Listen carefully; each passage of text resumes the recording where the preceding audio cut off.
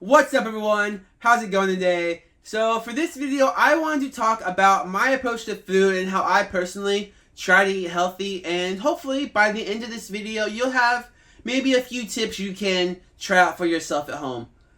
So I went from looking like this in high school to looking like this. Not a huge transformation, but when I was in high school, I definitely could have afforded to lose a little bit of weight and gain a little bit of muscle. Now, apart from that, my other qualifications are just having read a few books and watching a ton of YouTube videos.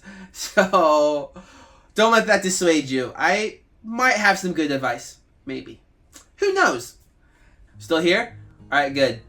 So, I'm going to begin this video off by saying that I don't track my calories. And now, before you click off, there's a good reason for this. So, I have tracked my calories before, and like most people, I found it to be kind of a pain, honestly. And since I'm not planning and competing in a bodybuilding show anytime soon, and my goal is just kind of general health, put on a little bit of muscle, make sure I'm doing plenty of cardio, I figured it wasn't super important. That said, if you've never tracked your calories before, I really recommend you do it. It can be really eye-opening to see how many extra calories you're getting from drinking soda, cooking in oils, that extra snack you're not thinking about. And then once you see how many calories you're actually eating, from there, you can start making changes. No, what I do is just try to eat 80% of my food from like whole food sources, so lean meats, fruits, vegetables, whole grains like sweet potatoes. And then the last 20%, I don't worry about. The last 20% can be whatever I want. It can be more fruit, more vegetables. But, you know, sometimes it's ice cream, sometimes it's chocolate. Now, to make sure I'm hitting that 80-20 rule, I do have a few more kind of specific things I do every day. Rule number 1 is to eat at least 3 meals with protein each day.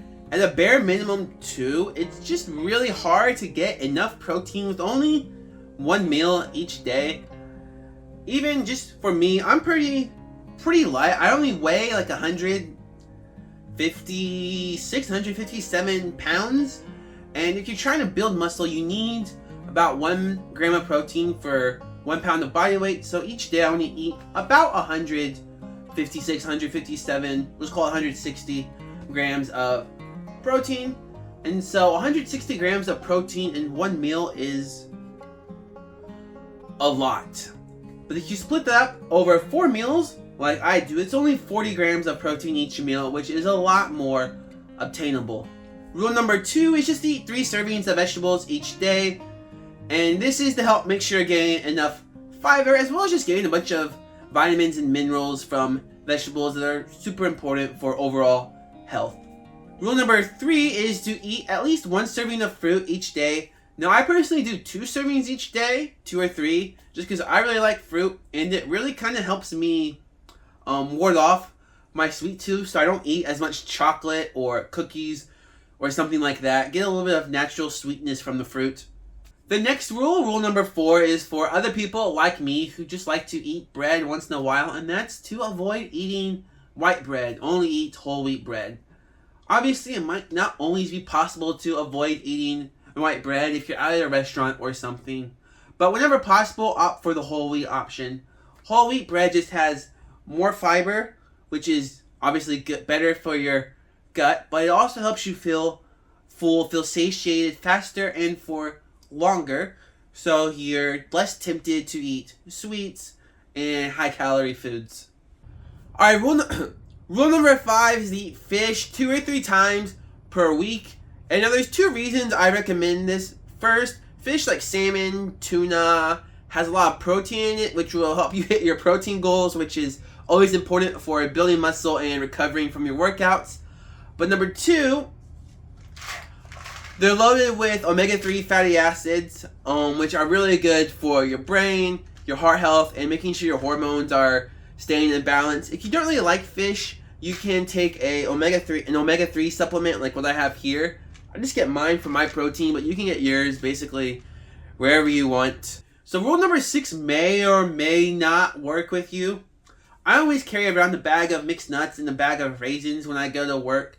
That way, if I'm hungry and it's like 3 o'clock, I can just pull out some mixed nuts, pull out some raisins, and have a light snack. Obviously, if you're worried about salt and you get too much salt, then opt for the unsalted mixed nuts. But yeah, this might not work for everyone depending on where you work. I just have like a desk job, so it works for me. Moving on to rule number 7, we're going to start getting into my rules that have to do with drinks. So first up is I never drink soda. And so rule number 7 is just don't drink soda. Obviously, for some people, this might be unobtainable, so opting for a diet or some kind of low-calorie version will help you avoid getting too many extra calories from soda. And then rule number 8, don't drink juice. I know juice seems healthy, but it's loaded with a bunch of extra sugar, which adds extra calories. And if you're going to drink juice, you might as well just eat the fruit. You'll get more vitamins and minerals from it, and you'll feel more full afterwards. So rule number 9 is more about protecting my sleep schedule, but I never drink coffee after 1:30 p.m. And now, depending on your schedule, this might change a little bit. If you go to bed a little earlier than I do, I usually go to bed between 10 to 11 p.m. At least that's my goal.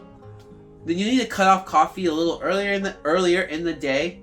If you go to bed later than I do, if you're more of a night owl, then you can have coffee a little later into the day, or some kind of caffeine, whatever your choice of caffeine is, coffee, energy drink.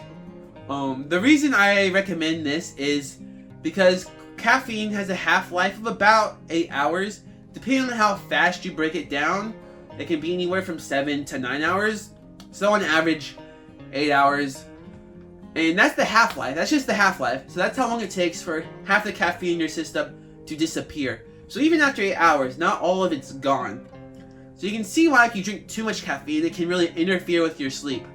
And obviously, if you're well rested, you're going to perform better in the gym.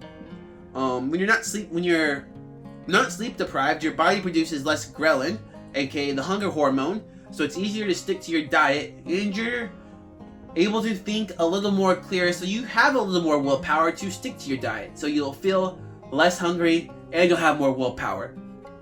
Magical, right? So rule number 10. So rule number 10 is kind of a cop-out, honestly. I wanted a nice, even 10 rules. But it's just don't stress. If you don't eat enough vegetables one day, if you don't eat enough fruit, if you eat too much chocolate one day, don't stress. Just the next day, get back on your meal plan. Get back to doing what you were doing before you messed up. Get back to eating healthy, and don't have 2 days in a row where you screw up, basically. And that's it. That's my whole approach to food right there. Alright, if you have any other rules or tips that you think people should know, go ahead and put them down in the comments below. And if you enjoyed this one, don't forget to hit that like button and subscribe to Justin Japan. And I'll see you in the next one. Peace!